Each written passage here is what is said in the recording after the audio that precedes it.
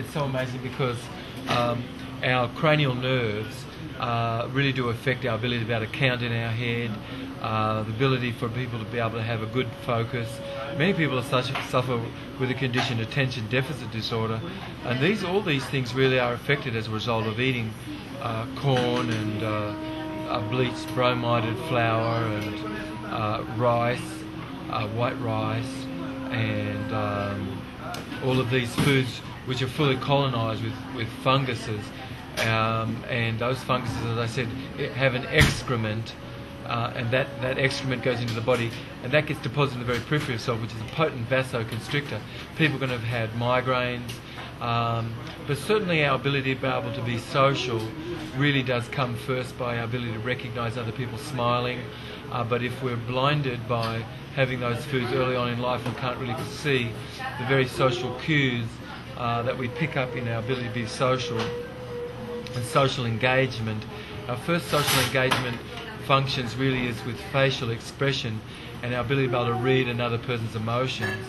And those foods can really cause a dyslexia with some people in their ability to be able to get a sense of what other people are feeling.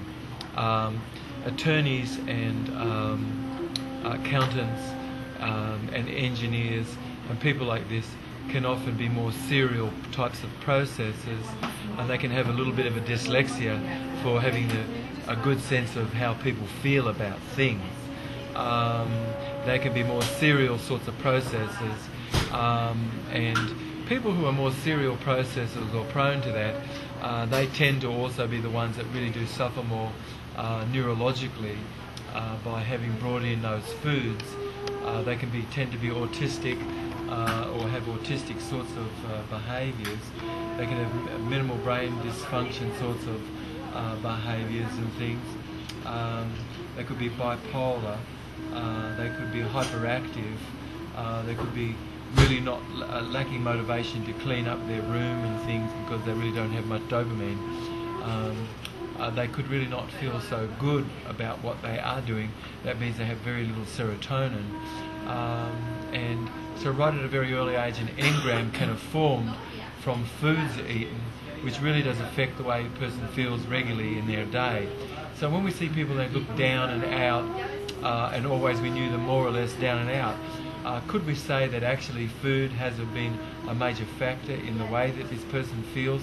And unless we really can turn this around by stopping the body ailments newly brought in, we're only bound to have limited success.